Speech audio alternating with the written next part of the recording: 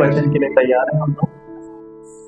ठीक है, आज का टॉपिक बताने से पहले मैं आप लोगों से ये जानना चाहता हूँ कि रणनीति क्या होता है। कोई जानता है रणनीति क्या होता है?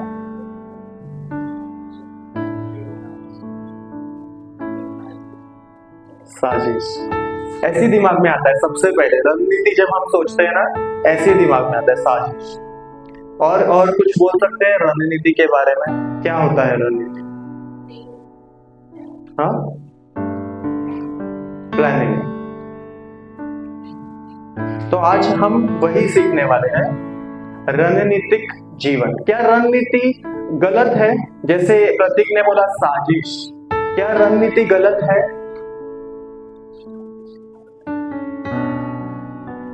साजिश को मत समझो, रणनीति सही है या गलत है ये बताओ।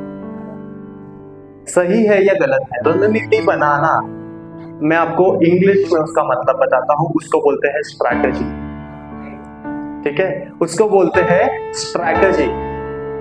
स्ट्रैटेजी बनाना या स्ट्रैटेजी बना के जीवन जीना सही है या गलत है? सही है ना, क्योंकि हम जब रणनीति या स्ट्रैटेजी हमारे दिमाग में लाते हैं तो हमारे दिमाग में एक ही चीज आता है कि कुछ गलत करेंगे, उसके खिलाफ कुछ स्ट्रैटेजी करेंगे, उसके खिलाफ कुछ साजिश करेंगे। ये सारी चीजें हमारे दिमाग में आता है। लेकिन परमेश्वर के राज्य में रणनीति का होना जरूरी है। स्ट्रैटेजी हमेशा गलत नहीं होता, रणनीति हमेशा गलत नहीं होता है। अगर आपको उसके राज्य में अगर आगे बढ़ना है, उसके राज्य में सक्सेस चाहिए, तो आपके जीवन में रणनीति होना जरूरी है। क्योंकि बिना रणनीति के, बिना स्ट्रैटेजी के आप परमेश्वर के राज्य में आगे नहीं बढ़ पाओगे। अगर आप देखोगे पुराने नियम से नए नियम तक, हर एक जो बाइबल में जो कैरेक्टर्स है, हर एक जो बाइबल में है, हर किसी ने कुछ ना कुछ स्ट्रैटेजी यूज किया है, कुछ ना कुछ प्लानिंग किया है। उसको एक इजी वर्ड से हम अगर देखेंगे तो प्लानिंग, कुछ ना कुछ प्लानिंग हर किसी ने किया है, लेकिन अच्छी तरीके से। जो परमेश्वर चाहता है वैसा प्लानिंग हर किसी ने किया है। देखो, शैतान कई साल पहले हार गया है, वो हार गया है, लेकिन वो हारा हुआ शैतान आपको परमेश्वर के राज्य में बढ़ने नहीं देगा, वो उसके राज्य में कार्य करने नहीं देगा। और अगर आपको उसके राज्य में काम करना है, उसके लिए कुछ करना है, तो आपके जीवन में रणनीति का होना बहुत ज्यादा जरूरी है। कौन कौन मानता है ये चीज? बिना रणनीति के कोई कुछ कर सकता है? बिना कोई स्ट्रैटेजी के आपके लाइफ में अगर साधारण जीवन जीने के लिए भी आपको प्लानिंग करना पड़ता है कि नहीं? आपको सुबह से लेकर शाम तक क्या करने वाले हो उसके लिए भी आप प्लानिंग करते हो कि नहीं? करते हैं। तो परमेश्वर के राज्य में अगर आपको जीना है तो प्लानिंग करना पड़ेगा कि नहीं? क्योंकि हर एक दिन उसके राज्य में, मैं सांसारिक जीवन नहीं बोल रहा हूं, हर एक दिन उसके राज्य में एक बैटल की तरह है, एक लड़ाई की तरह है। क्योंकि शैतान आपके विरोध हमेशा रहेगा। वो ऑलरेडी पहले ही हार चुका है और वो ये नहीं चाहता कि आप परमेश्वर की ओर बढ़े, वो चाहेगा कि आप उसकी सेना में आए। इसीलिए वो आपको बार बार परेशान करेगा, बार बार शैतान आपको कुछ ना कुछ तकलीफ देगा, कुछ ना कुछ समस्या में डालेगा। और ये सारे चीजें अगर आपके जीवन में नहीं आ रहा है तो आपका मसीह जीवन नहीं है। क्योंकि मसीह जीवन हमें क्या लगता है पता है? कि हमें सिर्फ खुशियां होगी, शांति रहेगा, आशीष मिलेगा।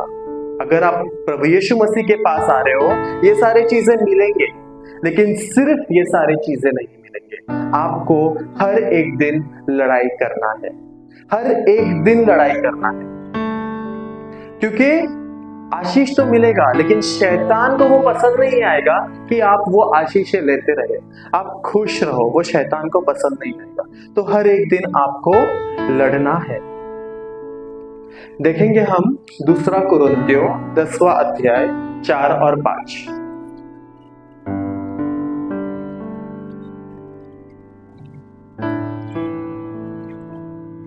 मैं पढ़ता हूं, निकाल दिया तो बोलो। नीरज मैं पढ़ रहा हूं। दूसरा कुरिन्थियों 10वां अध्याय 4 और 5। ये वचन मुझे लगता है सबको पता होगा और बहुत सारी कलीसियाओं में ये वचन पढ़ते भी है। ठीक है, तो क्या लिखा है? क्योंकि हमारी लड़ाई के हथियार शारीरिक नहीं। सबसे पहले चीज क्या है? लड़ाई। परमेश्वर का वचन कहता है कि हमें लड़ाई करना है। क्या बोलता है परमेश्वर का वचन? लड़ाई करना है। इसका मतलब ये नहीं कि हम चाकू भाला लेकर तलवार लेकर लड़ाई करेंगे, ये नहीं कहता है। वो कहता है हमारी लड़ाई है। इस संसार में अगर आप आए हो तो आपकी आत्मिक लड़ाई है। शैतान आपको हर एक समय, हर एक टाइम आपको एक लड़ाई में डालेगा।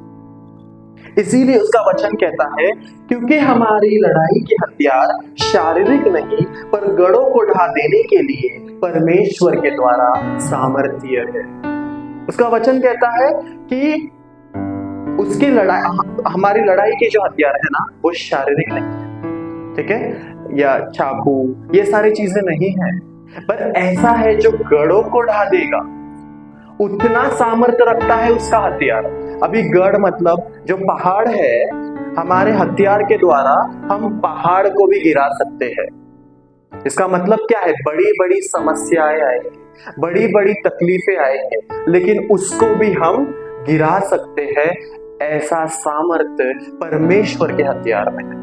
परमेश्वर द्वारा दी गई हथियारों में हमारे पास इतना सामर्थ्य आ जाता है।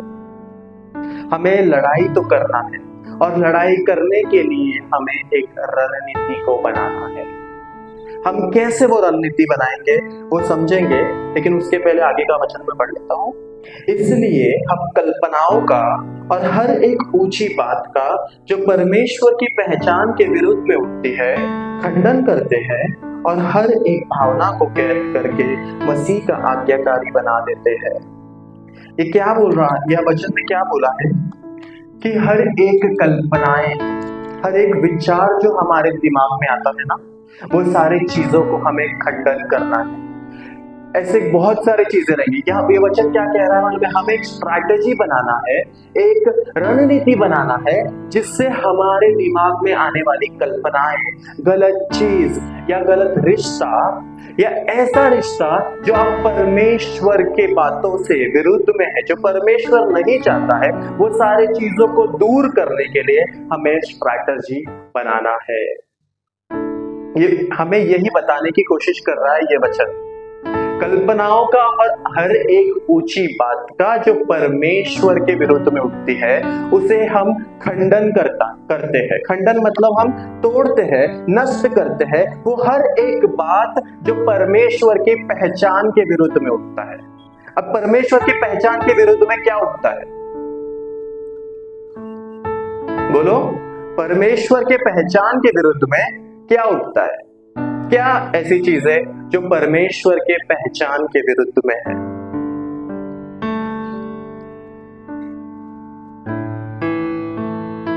हाँ प्रतीक, शांति से सर। हर एक चीज है, हर एक सांसारिक चीजें, जो भी संसार की चीजें होती है, वो सारी चीजें परमेश्वर से विरुद्ध है। परमेश्वर नहीं चाहता कि ये सारी चीजें हम करें, उसके पहचान के विरुद्ध है। और ये सारी चीजें हम क्यों करते हैं? क्योंकि शैतान चाहता है। जैसे मैंने पहले बोला, हर एक दिन हमारा लड़ाई है, शैतान के विरुद्ध में लड़ाई है, और शैतान नहीं चाहता है कि हम परमेश्वर की महिमा करें।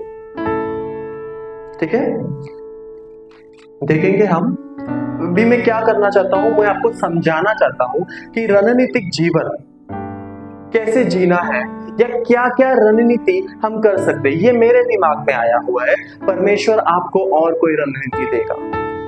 देखेंगे हम यशाया की किताब 39 1 to 8। नीरज पढ़ो।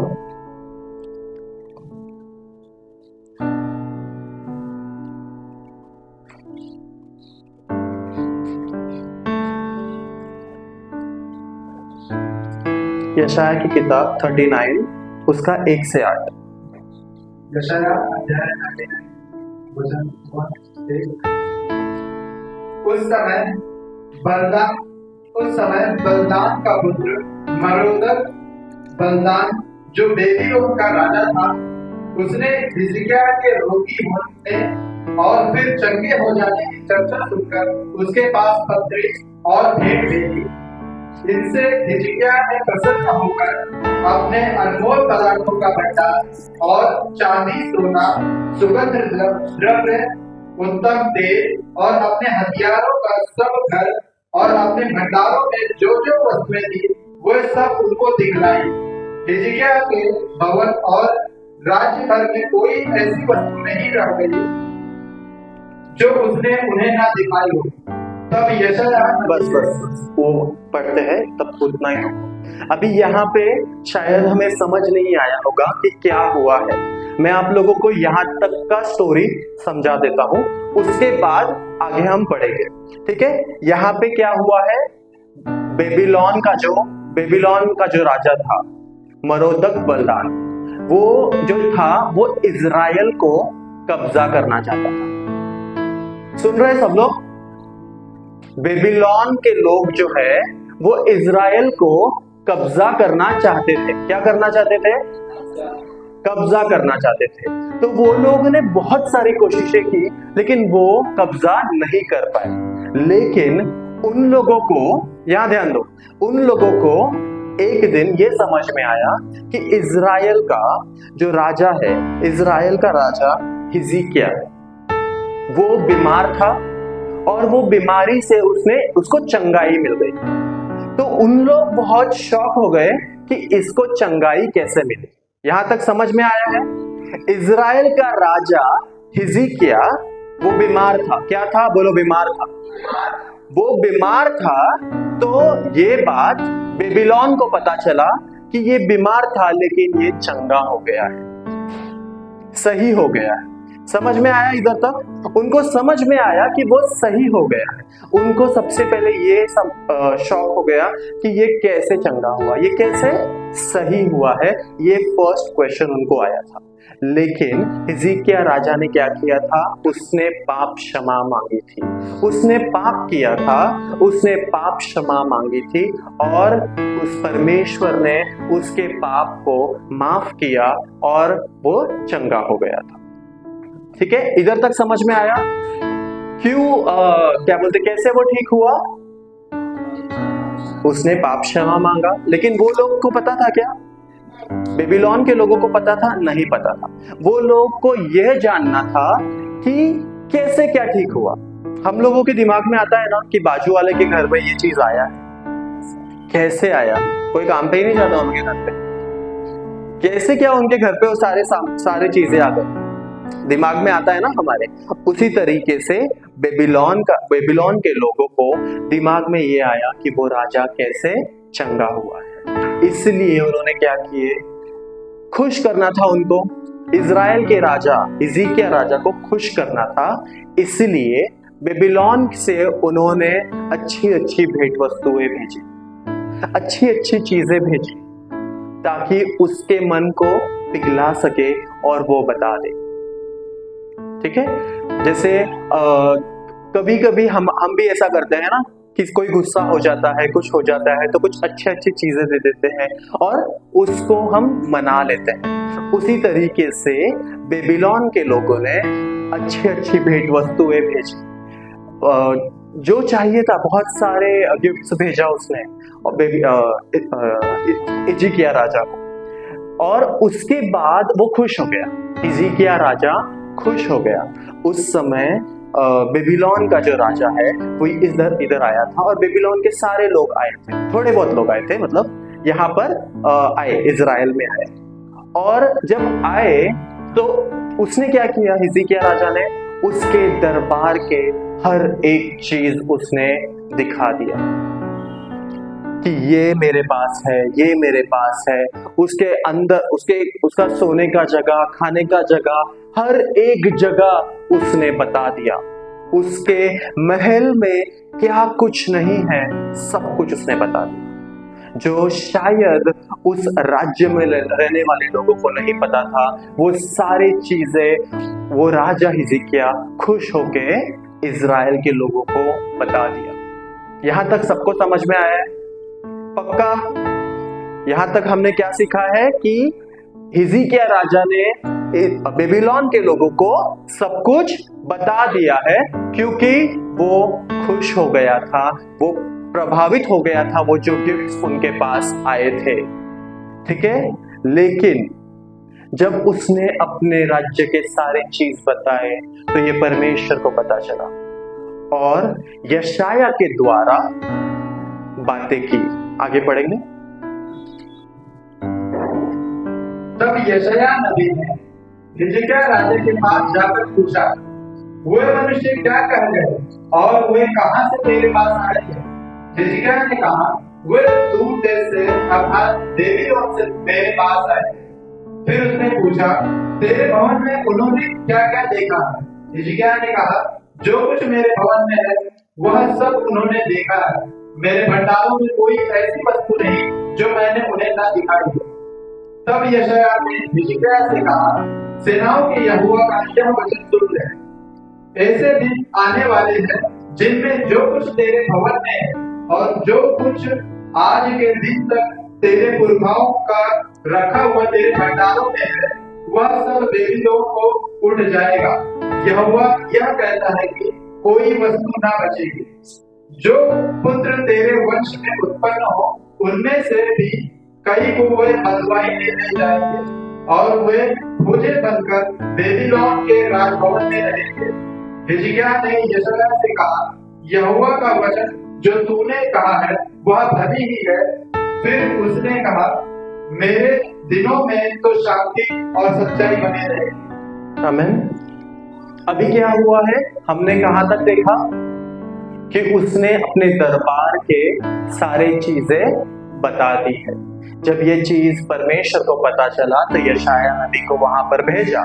यशायाह ने पूछा कि तूने क्या कुछ बताया उन लोगों को? क्या क्या बताया? तो उसने ये कहा कि ऐसा एक भी चीज नहीं है जो मैंने उनको नहीं बताया। ऐसा एक भी चीज नहीं है जो मैंने उनको नहीं बताया है।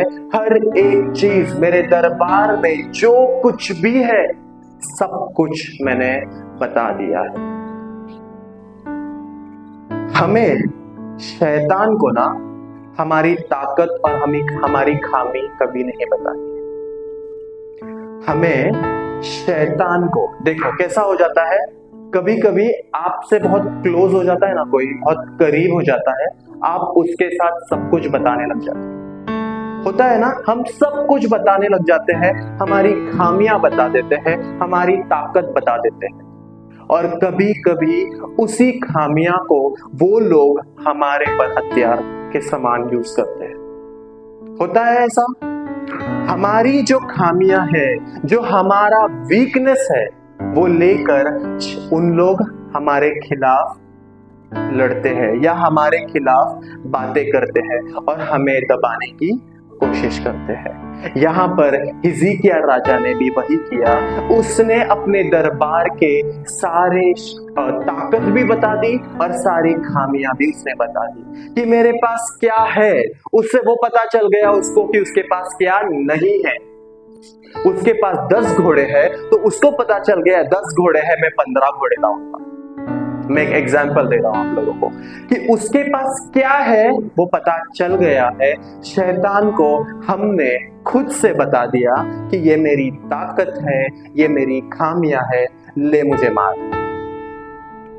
समझ में आ रहा है? जब हम स्ट्रैटेजी यूज करते हैं, जब परमेश्वर के राज्य में हम रणनीति का उपयोग करते हैं, तो शैतान को कभी भी हमारी ताकत और खामियों का पता नहीं चलना चाहिए। जिस तरीके से हिजकिय्याह राजा ने मरोदक बलदान को सब कुछ बता दिया था। स्टोरी सबको समझ में आया है ना? जिस तरीके से हिजकिय्याह राजा ने मरोदक भगवान को सब कुछ बता दिया, जब उसने सब कुछ बताया तो यशायाह राजा ने ये कहा कि तेरा राज्य अब डूब जाएगा, तेरा राज्य अब डूब जाएगा। क्यों डूबेगा? क्योंकि तूने सब कुछ बता दिया है, तूने तेरी खामियां उसको बता दी है, तेरा ताकत उसको पता चल गया है, इस वजह से तेरा राज्य डूब जाएगा। लेकिन वो ये पूछता है, क्या मेरे समय पे ये होगा? जब मैं हूं तब होगा? तो वो बोलता है नहीं, तेरे समय पे नहीं, लेकिन तेरे पीढ़ी जब आएगी तब वो सारी चीजें होंगे। उसी तरीके से जब उसके बच्चे हुए तो उसका एक बेटा मनश्या, उसने मूर्ति पूजा किया, उसने गलत चीजें किए, जिस वजह से उसका राज्य चला गया, इजराइल चला गया, बेबीलोन ने ले लिया। क्यों? ये एक रीजन था कि उसने मूर्ति पूजा किया। दूसरा ये रीजन था कि हिजकिय्याह राजा ने अपनी सारी चीजें बता दी। एक और चीज उसने क्या किया, वो लोग मूर्ति पूजक थे, उनके साथ हो गया था। बेबीलोन के लोग कौन थे? मूर्ति पूजक थे। और हिजकिय्याह राजा परमेश्वर को मानने वाला था, यहोवा परमेश्वर को मानने वाला था। वो किसके साथ हो गया था? मूर्ति पूजक करने वाले लोगों के साथ हो गया था। वो भी उसके बेटे की तरह ही किया, लेकिन इनडायरेक्ट उसने किया। वो उनका साथ दिया, उनको घर बुलाकर सब कुछ दिखाने लगा, ये देख ये देख ये देख। क्यों? थोड़े से चीजों के, थोड़ी सी लालच के वजह से उसने अपने राज्य भंडार सब कुछ बता दिया। हम भी ऐसे करते हैं, कभी कभी लालच में आके हम सब कुछ बता देते हैं, सब कुछ बता देते हैं, शैतान के सामने हमारी खामियां रख देते हैं और उसी वजह से शैतान हमें मारता है। रणनीति हमें क्या करना है कि यहाँ पे स्ट्रैटेजी, जैसे मैंने बोला, रणनीति हमेशा गलत नहीं होता है, अच्छा रणनीति भी होता है। परमेश्वर के राज्य में रणनीति अच्छा होता है, और वो रणनीति हम यहाँ पर किस तरीके से यूज कर सकते हैं कि शैतान को कभी भी अपनी खामियां या अपनी जो ताकत है वो कभी नहीं बताने का। एक एग्जाम्पल के साथ आपको ये बताना चाहूंगा मैं। ये सच्ची घटना है कि नहीं मुझे पता नहीं, मैंने कहीं पे पढ़ा, इसीलिए मैं आपको बता रहा हूँ। सांप और नेवले की लड़ाई होती है, पता है ना, मंगूस की लड़ाई होती है, और उसमें जीतता कौन है? मंगूस, और नेवला जीतता है। लेकिन मैं आपको एक स्टोरी बताता हूँ, मुझे पता नहीं सच है कि नहीं। अभी एक किसान था, उसने ये देखा कि सांप और नेवले की लड़ाई हो रही है। जब वो खेती कर रहा था, वो कंटिन्यूसली देख रहा है कि लड़ाई चल रही है। बाद में वो जाके वहां पर खड़ा हो गया उन दोनों की लड़ाई देखने के लिए। देखते देखते क्या हुआ कि दोनों लड़ते हैं, लड़ते लड़ते वो नेवला है ना, एक झाड़ में घुसता है, झाड़ियों में घुसता है, कुछ तो करता है, फिर से वापस आता है। ठीक है, फिर से दोनों लड़ने लगते हैं, लड़ते रहते हैं, फिर से वो झाड़ी में घुसता है, कुछ तो करता है, फिर से वापस आता है। ये कंटिन्यूअस चलता रहता है और अंत में ऐसा हो जाता है कि वो नेवला सांप को मार देता है। अब जब वो किसान देखने गया कि ऐसा क्या है उस झाड़ियों में जो वो देखने जा रहा है, तो वहां पे पता चलता है, नहीं, वहां पे ये चीज पता चलता है कि वो जो झाड़ का पत्ता है ना, वो ये सांप जब सांप काटता है तो उसको एंटीवेनॉम जो बोलते हैं, क्या बोलते हैं उसको, वैक्सीन जो होता है, जो दवा जो होता है, वो सांप काटने का जो दवा है वो उस झाड़ी से बनता है। ठीक है, लेकिन ये सांप के दिमाग में क्या आ रहा था पता है? मैंने जिस को काटा था ना, हर कोई मर गया। ये नेवला ऐसा क्या है, इसमें ऐसा क्या है कि ये मर रहा नहीं? इसमें क्या वो चीज है जिस वजह से वो मर रहा नहीं? लेकिन अंत तक वो सांप को यह नहीं पता चला कि उसको जो ताकत मिल रहा था वो उस झाड़ से मिल रहा था, उस पौधे से मिल रहा था। हमारी भी लड़ाई उसी तरीके से एक सांप के साथ है, और हमें हमारे पौधे के पास, हमारे झाड़ के पास हमेशा जाना है, लेकिन वो शैतान, वो सांप को कभी पता नहीं चलना चाहिए। वो पौधा जो है वो परमेश्वर का वचन है, वो पौधा जो है वो परमेश्वर है। समझ में आ रहा है कि मैं अकेला बातें करते जा रहा हूं? हमारा पौधा या हमारे लिए दवा क्या है? प्रभु यीशु, परमेश्वर का वचन। हम उसकी आराधना जितना करें वो कम है, लेकिन शैतान को नहीं पता चलना चाहिए, क्योंकि वो हमेशा हमें उससे दूर लेके जाने की कोशिश करता है। लेकिन आप करते रहोगे तो वो कुछ नहीं कर पाएगा।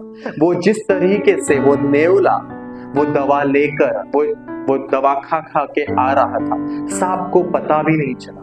अगर उसको पता चलता, शायद वो उसको उस पौधे तक जाने नहीं देता, शायद वो उसको ऐसे भगाता कि वो कभी वो पौधे तक पहुंच भी नहीं पाए। लेकिन उसको पता ही नहीं चला आखिर तक, और वो कंटिन्यूअसली वो जाता था आता था, जाता था आता था। आखिरकार वो सांप थक गया। उसकी भी क्षमता होती है ना कुछ, वो सांप थक गया और वो हार गया। हमें भी कभी भी हम जब रणनीति करते हैं, जब हम स्ट्रैटेजी करते हैं, हमें ये नहीं समझ आने देना है शैतान को कि हमारी ताकत कहाँ से है। हमारा वो पौधा जहाँ से दवा मिलता है वो हमें कभी भी पता नहीं चलना चाहिए। ये पहला चीज जो हम इस स्ट्रैटेजिक लाइफ में सीखते हैं वो है हमारी कमियां और हमारी ताकत शैतान को नहीं पता चलनी चाहिए। देखेंगे हम दूसरा सीखेंगे अभी। ये वचन थोड़ा बड़ा है, लेकिन एक बार पढ़ लो। न्यायियों की किताब 3:12 से 31। थोड़ा ज्यादा है लेकिन पढ़ लो। न्यायियों की किताब 3:12 से 31। न्यायियों अध्याय 3 वचन 12। तब इस्राएलियों ने फिर यहोवा की दृष्टि में बुरा किया, और यहोवा ने मोआब के राजा एग्लोन को इस्राएल पर सफल किया, क्योंकि उन्होंने यहोवा की दृष्टि में बुरा किया था। इसलिए उसने अम्मोनियों और अमालेकियों को अपने पास इकट्ठा किया और जाकर इस्राएल को मार दिया और खजूर वाले नगर को अपने वश में कर दिया। तब इस्राएली 18 वर्ष तक मोआब के राजा एग्लोन के अधीन रहे। फिर इस्राएलियों ने यहोवा की दुहाई दी, और उसने गेरा के पुत्र एहूद नामक एक बिन्यामीनी को उनका छुड़ाने वाला ठहराया। वह बेहत्ता था। इस्राएलियों ने उसी के हाथ से मोआब के राजा एग्लोन के पास कुछ भेंट दी। यहूदी ने, ठीक है, सुनो, ये वचन बहुत बड़ा है, आप घर जाके पढ़ सकते हो। न्यायियों 3:12 से 31। ये पढ़ने जाएंगे तो बहुत लंबा चलेगा। मैं आपको समझा देता हूँ कि उस वचन में क्या लिखा है। ठीक है, बहुत ज्यादा है ना, तो एक काम करता हूँ, मैं ही आप लोगों को समझा देता हूँ, क्योंकि वो पढ़ के ऐसे समझ में नहीं आएगा। यहूद जो है वो एक राजा है, ठीक है, और इग्लोन जो है वो उस राजा, देखो कैसा है स्टोरी। इजराइल का जो राजा है वो यहूद है, ओके, और मुआबी राजा जो है वो इग्लोन। वो क्या चाहता है, एक मिनट, इग्लोन जो है ना उसको यहूद जो है वो मारने के लिए चाहता है। अभी वो कैसा है मैं आपको एक्सप्लेन करता हूँ। इग्लोन ने इजराइल को हड़प लिया था, ठीक है। इग्लोन क्या है? इग्लोन ने इजराइल को हड़प लिया था, लेकिन यहूद क्या कर रहा था? यहूद को इजराइल वापस चाहिए था। अभी उसको वापस चाहिए था, तो वो किस तरीके से वापस लेगा ये हमें समझना है। तो इस यहूद ने क्या किया? बहुत सारी भेंट वस्तुएं भेजी। जिस तरीके से हिजकिय्याह राजा के साथ हुआ था, उसी तरीके से यहूद ने बहुत सारी भेंट वस्तुएं किसको भेजी? इग्लोन को भेजी। इग्लोन को बहुत सारी भेंट वस्तु यहूद ने भेजा। जब जिस तरीके से मैंने बोला, जब बहुत सारे गिफ्ट्स मिलते हैं तो हम खुश हो जाते हैं, उस तरीके से इग्लोन भी खुश हो गया था। 18 साल से उसने वो राज्य हड़प के रखा था, अपने पास रखा हुआ था, और वो दुहाई दे रहे थे यहोवा को कि हमें वो राज्य वापस चाहिए। शायद समझ में नहीं आया किसी को, नहीं आया समझ में, नहीं आया समझ में, मैं वापस समझाता हूं। इजराइल एक राज्य है, इजराइल एक राज्य है। वो 18 साल से इग्लोन के पास था। किसके पास था? लेकिन इजरायली ये नहीं चाहते। बोलो, इजरायली नहीं चाहते। इसलिए यहूद क्या करने वाला था? छुड़ाने के लिए यहूद क्या करने वाला था? इग्लोन से इजराइल छुड़ाना चाहता था। यहां तक समझ में आया? नाम एक्चुअली बहुत डिफिकल्ट है, इसकी वजह से ये गड़बड़ होता है। नाम बहुत ज्यादा डिफिकल्ट है। तो यहूद ने क्या किया? इग्लोन के खिलाफ एक षड्यंत्र रचा, ठीक है, एक रणनीति उसने किया जिससे वो उसको छुड़ा सके। तो सबसे पहले उसने क्या किया? वो उसको खुश करना चाहता था। तो खुश करने के लिए उसने क्या किया? गिफ्ट्स भेजे, तोहफे भेजे, ऐसे सारे चीजें भेजे जिससे वो खुश हो जाए। यहां तक समझ में आया? अभी समझ में आ रहा है? गिफ्ट्स भेजा तो वो खुश हो गया। फिर यहूद उसके राज्य में गया। कहां गया? किसके पास गया? इग्लोन के पास गया, उसके राज्य में गया। लेकिन जब वो उसके राज्य में गया तो इतना सा एक चाकू वो यहां पे रखा था उसने, ठीक है, यहां पे उसने एक छोटा सा चाकू यहां पर उसने छिपा के रखा था, ठीक है। शायद उसका चेकिंग हुआ रहेगा बाहर, वो चाकू उसको नहीं मिला, लोगों को नहीं मिला, यहां पे छुपा के रखा था उसने, ठीक है। जब वो उधर गया, जब उसके राज्य में गया, तब उसने क्या बोला? मुझे राजा के साथ अकेले में बात करना है, इग्लोन के साथ अकेले में बात करना है। तो सबने पूछा क्यों? तो उसने बोला परमेश्वर के द्वारा मुझे एक संदेश मिला है, मुझे वो बात बताना है। लेकिन वो कहां खड़ा था मालूम है? उस समय उन लोगों का जो मूर्ति है ना, जिसको वो पूजते हैं, वहां पर वो खड़ा था सिर्फ। ये लोगों को क्या लगा पता है? कि उस मूर्ति द्वारा उसको कुछ संदेश मिला है, इसी कारण वो बताना चाहता है। यहां तक समझ में आया? उन लोगों को लगा कि उस मूर्ति से कोई संदेश मिला है, वो यहूद इग्लोन को बताना चाहता है। तो इग्लोन खुश हो गया। इग्लोन सोचा कि शायद मेरे राज्य के लिए कुछ अच्छा संदेश परमेश्वर ने दिया है, कुछ अच्छी बातें रहेंगी। इसने पहले तो इतने सारे तोहफे लाके दिए मुझे, इतने सारे भेंट वस्तु दिए, अभी ये परमेश्वर से द्वारा आए हुए चीजें मुझे बताने वाला है। बहुत खुश हो गया। उसने बोला बोल मुझे। तो उसने बोला मैं अकेले में बताऊंगा। हर किसी को बाहर निकाल दिया, जो भी उस राज्य में थे, वहां पर जो भी लोग थे, सबको बाहर निकाल दिया और दरवाजे बंद कर दिए। अभी बाइबल में लिखा है इग्लोन जो है ना, वो बहुत मोटा था, वो बहुत मोटा था और वो चाकू बहुत छोटा था, ठीक है, चाकू बहुत छोटा था। जब इग्लोन ने बोला बता मुझे परमेश्वर ने क्या बोला है, उसने चाकू निकाला और उसने उसके पेट में डाल दिया। बाइबल ऐसे बोलता है कि वो जो पकड़ने का जगह होता है ना, चाकू पकड़ने का जगह, वो भी उसके पेट के अंदर चला गया। हाँ, इतना सा चाकू था, वो पकड़ने का जो जगह है वो भी उसके पेट के अंदर चला गया।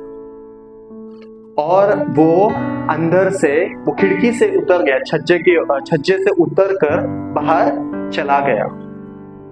जब बाहर के लोग बहुत देर रुके थे कि अभी ये आएगा, अभी आएगा, शायद बात हो गया होगा, लेकिन वो बाहर नहीं आ रहा था। तो इन लोगों को ऐसा लगा शायद कुछ तो हुआ है।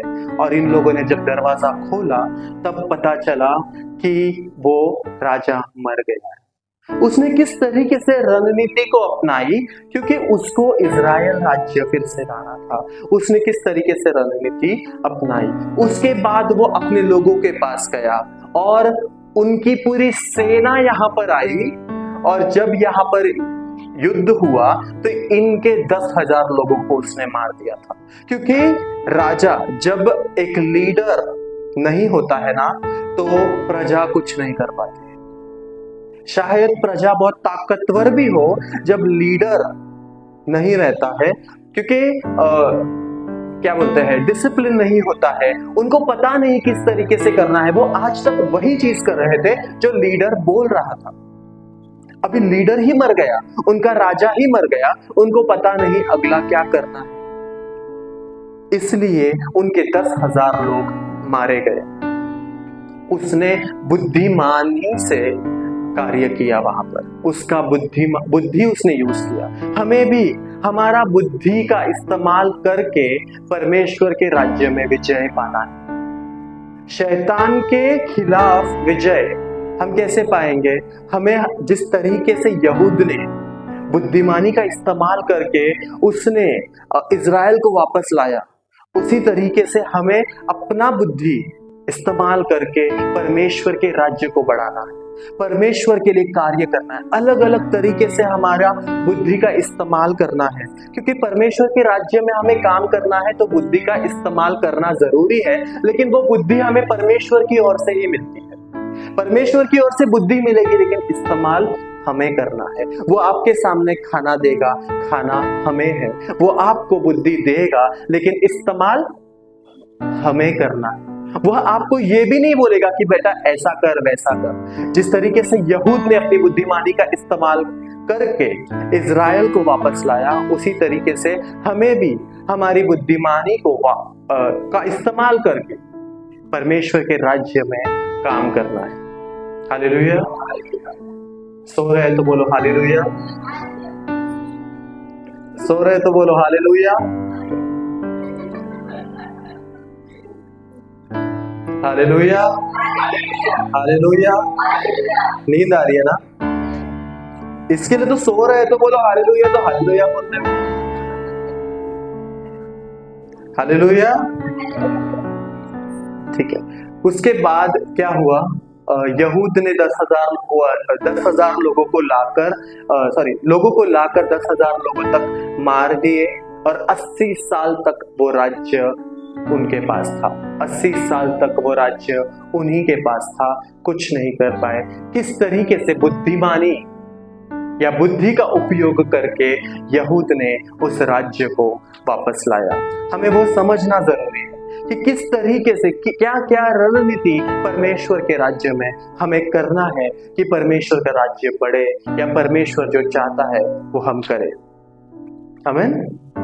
देखेंगे हम नीति वचन 11 उसका 14।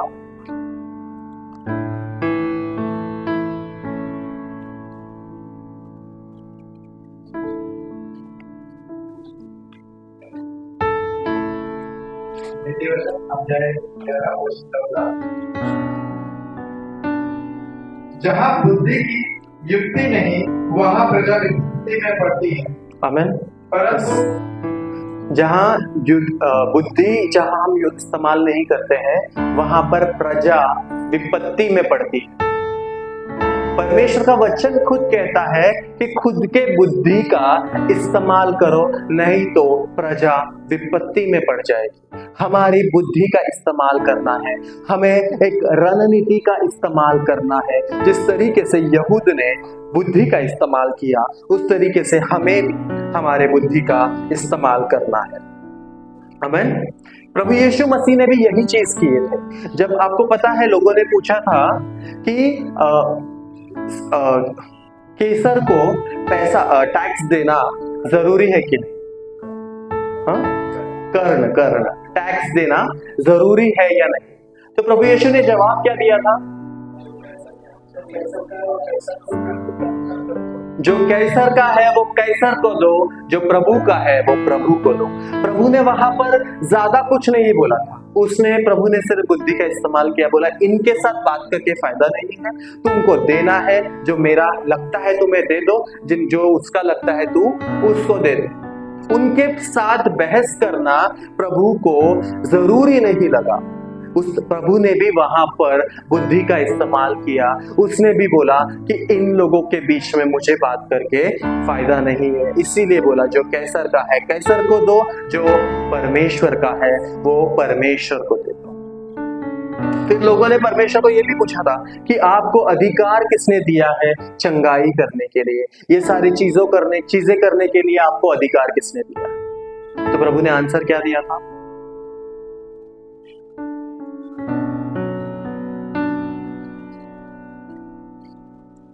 नहीं, क्वेश्चन फिर से बोलूं क्या? कि लोगों ने पूछा कि प्रभु को पूछा कि आपको अधिकार किसने दिया है चंगाई करने के लिए और ये सारे कार्य करने के लिए। तो प्रभु ने उत्तर क्या दिया था? प्रभु ने यह कहा था कि यूहन्ना बपतिस्मा देने वालों को अधिकार किसने दिया? ये चीज प्रभु ने पूछा। तो लोगों के पास जवाब नहीं था, जैसे आपके पास अभी नहीं है। लोगों के पास भी जवाब नहीं था। तो प्रभु ने बोला, मैं भी तुमको जवाब नहीं देता। प्रभु ने कहा, मैं भी तुमको जवाब नहीं देता। प्रभु ने भी बुद्धिमानी से बात की। वहां पर आंसर देना प्रभु को जरूरी नहीं लगा, उसने बुद्धिमानी से वहां पर काम किया। क्योंकि शैतान बहुत सारी चीजें करेगा, आपको बुद्धिमानी से यह सोचना है क्या मुझे वहां पर जवाब देना है, क्या मुझे ये चीज करना है। नहीं करना है तो छोड़ दो, नहीं करना है तो छोड़ दो। पहला चीज हमने रणनीति के बारे में सीखा। क्या सीखा? पहला चीज, हाँ क्या?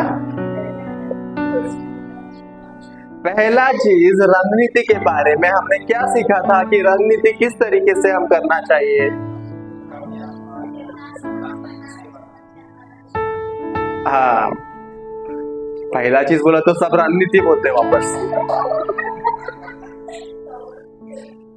हमारी ताकत और कमियां शैतान को नहीं बता। दूसरा चीज जो हमने सीखा है वो बुद्धिमानी से हमें शैतान के खिलाफ काम करना है, या शैतान जो कुछ करे उसे हमें बुद्धिमानी से उत्तर देना है। तीसरा और आखिरी चीज सीखेंगे, देखेंगे प्रेरित 17, 22 और 23।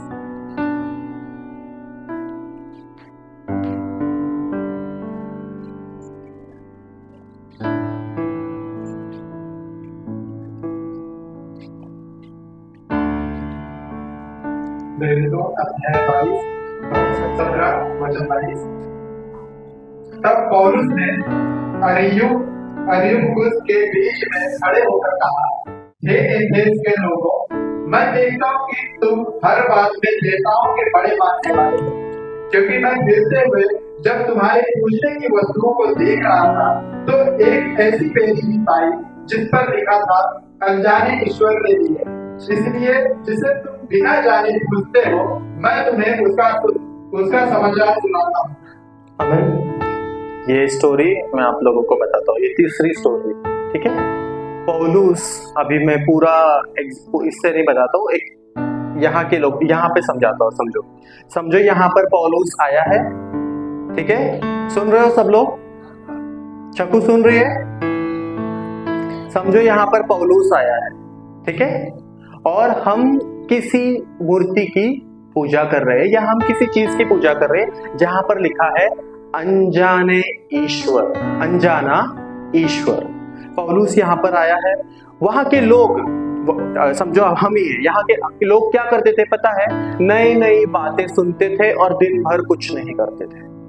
नई नई बातें सुनते थे, नई नई बातें समझते थे, बस यही चीज। लेकिन किसको पूछते थे? पूजते थे अनजाने ईश्वर। अब ये अनजाना ईश्वर कौन है? पौलुस ने क्या बोला? पौलुस ने वहां पे उत्तर क्या दिया था? जिसे तुम अनजाना ईश्वर कहते हो, जिसको तुम पूजते हो, उसके बारे में मैं बताने आया हूं। क्या वही परमेश्वर था? क्या सच में वही परमेश्वर था? क्या हमारा परमेश्वर जो है, क्या वही परमेश्वर है जो अनजाना परमेश्वर है, जो पौलुस ने वहां पर क्या कहा था? लेकिन पौलुस वहां पे क्यों ऐसे कहता है? उसने अपनी बुद्धिमानी का इस्तेमाल किया, लेकिन उसने उस मौके को उसने बहुत बहुमूल्य समझा। उस मौके को उसने इस्तेमाल किया कि किस तरीके से मैं लोगों को परमेश्वर के बारे में बता सकूं। समझ में आया? पौलुस ने क्या किया? लोगों ने बोला कि हम अनजाने परमेश्वर को पूछते हैं, लेकिन पौलुस ने वो कहा कि वो जो अनजाना परमेश्वर है उसके बारे में बताने के लिए मैं यहां पर आया। उस मौके को उसने वेस्ट नहीं होने दिया। उसने बोला ठीक है, कर ले पूजा। ऐसे बोला क्या? ठीक है, तू तो अनजाने ईश्वर का पूछता है, पूछ ले। ऐसा किया क्या? नहीं। उसने उस मौके का इस्तेमाल किया और उस समय वहां पर जाकर उन लोगों को परमेश्वर के बारे में बताया। सच्चा परमेश्वर कौन है, यहोवा परमेश्वर के बारे में जाके उन लोगों को उसने बताया। उसने उस मौके का इस ऐसी रणनीति का इस्तेमाल किया कि उस मौके को यूज किया उसने और परमेश्वर के बारे में बताया।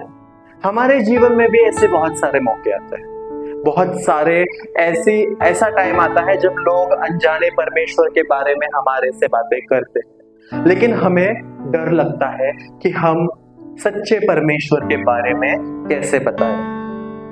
बहुत बार होता है, हर किसी के साथ हुआ होगा कि आज लोग ऐसे बोलते हैं, आज मैंने ना उपवास रखा था और आपको पता है कि उपवास रखा इसीलिए मेरा ऐसा ऐसा हो गया। लेकिन उन्होंने उपवास किसके लिए रखा है? एक XYZ परमेश्वर के लिए, उनके परमेश्वर के लिए जो उनको वो मानते हैं। लेकिन क्या हमने कभी बताया है कि वो जो परमेश्वर को तुम पूछते हो वो कौन है? क्या हमने वो कोशिश किया है? क्योंकि हमें डर लगता है। मेरे साथ भी हुआ है। अभी रिसेंटली ऑफिस में एक मेरी कलीग मेरे को आके बोली कि ये साल मेरा बहुत अच्छा रहा है, मैंने परमेश्वर से जो कुछ मांगा है ना वो सब कुछ मुझे दे दिया, सब कुछ। उसका नाम मेघना है, मेरी कलीग है, पहले शरद की कलीग थी। हम वो कंपनी में जो थी वो कंपनी से मेरे कंपनी में, तो उसने बात जब कर रहे थे तो उसने मुझे बोला कि मेरे को साल भर बहुत कुछ मिला है, परमेश्वर ने मुझे दिया। तो मैं बोला सच में तुझे ऐसा लगता है कि परमेश्वर ने दिया है? तो उसने बोला हाँ, सच में मुझे लगता है कि मैं पूजा करती हूँ, दिन ये सब करती हूँ तो मुझे दिया। लेकिन मैं सच बोलूं, मैं उस समय कुछ नहीं बोल पाया क्योंकि मैं ऑफिस एनवायरनमेंट में था, मैं उस समय बोल नहीं पाया। लेकिन हमेशा कोशिश करता हूं कि उसको कुछ कैसे ना कैसे कुछ तो बोलूं। अभी रिसेंटली मैंने हमारा जो वीडियोस आते हैं ना वो उसको बताया, ये वीडियो ऐसा कुछ ना कुछ मैं करता हूं। मैं कभी कभी ऐसा होता है कि हम डायरेक्ट नहीं बोल सकते उनको, हमें कुछ ना कुछ स्ट्रैटेजी बनाना पड़ता है। अभी तक मैं वचन नहीं दे पाया, लेकिन मैं कुछ ना कुछ बताता रहता हूँ। हमारा जो सॉन्ग रिलीज हुआ था वो सॉन्ग मैंने बताया, फिर उसके बाद हमारा जो डेली वचन आता है उसमें से 1-2 वचन मैंने बताया। हाँ, वचन देख के फटक से ऐसा कर देती है, लेकिन हमारी कोशिश ऐसी होनी चाहिए कि हम कुछ ना कुछ करें और एक स्ट्रैटेजी बनाए और मौका ढूंढे कि किस तरीके से हम परमेश्वर के बारे में बता सके। मैं मेरा एक एग्जाम्पल दूंगा। मैं जब इंजीनियरिंग कर रहा था नासिक से, मैं जब 4 साल हॉस्टल में था, तो उस टाइम की बात मैं आपको बताना चाहता हूँ। मेरे कॉलेज के पास एक हॉस्टल था और कॉलेज से 1 किलोमीटर दूर एक हॉस्टल था। हमारे कॉलेज को 2 हॉस्टल था, तो मैं कॉलेज से 1 किलोमीटर दूर था ना, उसमें मैं रहता था। और कॉलेज के पास एक हॉस्टल था, वहां पे एक लड़का था, उसका नाम था साइमन। अब वो फाइनल ईयर में था, 4th ईयर में था और मैं 1st ईयर में था। हम ये वाले हॉस्टल में ना, जो दूर वाला हॉस्टल था, वहां पे हम 5 लोग थे जो क्रिश्चियन थे। मैं तो रोमन कैथलिक था, मतलब 5 रोमन कैथलिक हूँ, मतलब 5 लोग थे ऐसे। एक था मार्थोमाइट, एक था रोमन कैथलिक, ऐसे 5 लोग हम लोग थे। तो वहां पे जो लड़का था ना साइमन, वो हमेशा ये ध्यान रखता था कि यहाँ पे कितने विश्वासु हैं। और हम 5 में एक लड़का था जिसका नाम था अब्राहम, उसके पापा पास्टर है। और साइमन जो था वो प्रभु में बहुत अच्छा है, प्रभु में बहुत अच्छा है। मैं जब भी साइमन मेरे पास दिखा ना, मैं भाग जाता था, क्योंकि ना जब देखूं तब प्रभु के बारे में बोलता, क्योंकि ये पता था ना साइमन को कि हम प्रभु में है, तो और क्यों बढ़ाऊं नहीं उसको, वो कोशिश करता था। मतलब मेरे सामने से भी आएगा ना, हम लोग को एक ही मेस में खाना खाने जाना पड़ता था, एक ही जगह पे खाना खाने जाना पड़ता था। अगर मैंने देख लिया साइमन बैठा है ना, वहां से मैं भाग जाता था। मैं नहीं चाहता था साइमन, क्योंकि ऐसा लगता था कितना पकाता है ये लड़का। जब देखो प्रभु के बारे में, जब देखो प्रभु के बारे में, यही चीज वो मुझे बताता था, और हमारे 5 लोगों के भी। लेकिन उसके वजह से हम 5 लोग उधर ये वाले हॉस्टल में, अब्राहम लीड करता था, उसके पापा पास्टर थे, तो हम लोग प्रार्थना करते थे। लेकिन मैं विश्वासु नहीं था, मैं सिर्फ ये लोग बोलते थे ना तो मैं बैठ जाता था। साइमन एक ऐसा लड़का था ना, मेरे को ये इंसिडेंट पता है। मैं उनके रूम में बैठा था, उन लोग 3 लोग रहते थे एक रूम, साइमन और 2 लड़के लोग, उसमें से एक लड़का मेरा दोस्त है, और जो तीसरा लड़का था ना वो तंबाकू खाता था। हॉस्टल लाइफ में लोग तंबाकू, सिगरेट ये सब बहुत खाते पीते हैं, तो वो लड़का तंबाकू खाता था। और एक चौथा लड़का दरवाजे पे आया और उसने उसको ऐसा किया और बोला है क्या। साइमन ने देखा, और वो लड़का इतना शांत है ना, साइमन मतलब इतना हाइट है उसका, लेकिन वो इतना शांत लड़का है, बहुत नम्र लड़का है। लेकिन जब उसने वैसा बोला ना, वो लेटा हुआ था, वो खड़ा हुआ और जोर से बोला निकल यहाँ से। उसको जब वो तंबाकू मांगने का बोला कि इधर आके हम मेरे रूम में तंबाकू कुछ मांगने का नहीं, और ये सब करने का तो मेरे रूम से बाहर निकल। और सेम अभी वो ऐसा नहीं है कि वो बाप बेटे बैठे हैं कि इस तरीके से वो बात करे, दोस्त लोग एज इन रूममेट्स है, इस तरीके से बात नहीं करते हैं रूममेट्स। हॉस्टल में बहुत ऐसे दोस्त, बहुत ज्यादा भाईचारा होता है। और ये इस तरीके से जब उसने बात किया ना, वो डर गया, बहुत डर गया, और उसके बाद साइमन के सामने कोई गलत चीज नहीं बोलता था। सिर्फ उसके सामने अगर आप जाओगे ना, वो ना एक प्रभु के जैसा ही इंसान, सच बोलता हूं मैं, वो इंसान ही वैसा था कि आप उसके सामने जाओगे ना, और सच में ऐसा नहीं कि वो दिखावे के लिए, वो सच में, क्योंकि हॉस्टल में हम 24 घंटे साथ में रहते हैं, तो मेरे को लोग बताते थे, क्योंकि मैं दूसरे हॉस्टल का था, मुझे बताते थे कि साइमन ऐसा है, ऐसा करता है। और जितने भी वैसे मवाली लड़के भी थे ना, वो सारे भी उससे डरते थे। बाकी किससे डरो या ना डरो, लेकिन साइमन से डरते थे। इतना नम्र इंसान होने के बावजूद वो उससे डरते थे। उसने एक मौका नहीं छोड़ा कि वो परमेश्वर का वचन दे सके। हर किसी के पास जाके हॉस्टल में उसने परमेश्वर का वचन दिया। मुझे ऐसा लगता है शायद मैं उस समय प्रभु में आ जाता तो शायद मैं भी उसके साथ काम कर सकता, लेकिन मेरा समय थोड़ा लेट था। बट मैं आज भी उससे बात करता, साइमन से बात करता हूँ, और ये बोलता हूँ कि कभी भी मुंबई आएगा तो हमारे कलीसिया में जरूर आना वचन देने के लिए, क्योंकि वो इंसान बहुत अच्छा था। उसके द्वारा मैं यही बताना चाहता हूँ कि आप भी या हम भी ऐसे ही बने कि हमारे द्वारा हम परमेश्वर के बारे में बताएं, हमारे अंदर भी परमेश्वर दिखाई दे। ये मतलब बहुत अच्छा लगता है उस इंसान को देख के कि कितना नम्र है, लेकिन फिर भी लोग डरते है ना। किसी नम्र इंसान से कोई डरेगा क्या? नहीं डरेगा, लेकिन उसके सामने कुछ गलत कभी नहीं करने का। गलत कर दिया तो खत्म। जिस तरीके से प्रभु यीशु मसीह को गुस्सा आया था जब मंदिर में लोग लेन देन कर रहे थे, जब जिस तरीके से प्रभु यीशु मसीह को गुस्सा आया था, वही चीज मैंने वहां पर देखा कि साइमन को गुस्सा आया कि कोई तंबाकू मांगने के लिए आया है। नहीं तो वो बहुत नम्र इंसान है और हमेशा हमें प्रभु के बारे में बताता था। हम लोग को बोलता था 2 ही चीज करो, या तो पढ़ाई करो या फिर बाइबल पढ़ो। ये 2 ही चीज करने बोलता था, और मुझे लगता था ये दोनों चीज बहुत बोरिंग है, दोनों चीज मुझे करना पसंद नहीं था, और वो दोनों चीज ही करने बोलता था, मैं बहुत दूर रहता था। लेकिन आज मैं उसकी गवाही दे रहा हूँ यहाँ पर। ऐसा लगता है मुझे कि शायद उसी समय उसने बीज बो दिया था, जिस वजह से आज मैं यहाँ पे खड़े रहकर वचन दे पा रहा हूँ। आमीन। इस आखिरी में मैं यही बोलना चाहूंगा कि हमें भावुक नहीं होना है, जिस तरीके से हिजकिय्याह हुआ था। वो भावुक होकर उसने सब कुछ बता दिया। यहूद जैसा हमें बुद्धिमान होना है, और पौलुस जैसा मौके को बहुमूल्य समझना है। आमीन। समझ में आया सबको वचन? देखो, ये जो चीज मैंने आपको बताया है ना, ये मेरे हिसाब से या परमेश्वर ने मुझे बताया है कि इस तरीके की रणनीति का इस्तेमाल करना है। आप परमेश्वर से पूछिए कि आपके जीवन में आपको कैसी रणनीति की जरूरत है ताकि आप उसके राज्य में काम कर सके। आमीन। Praise the Lord.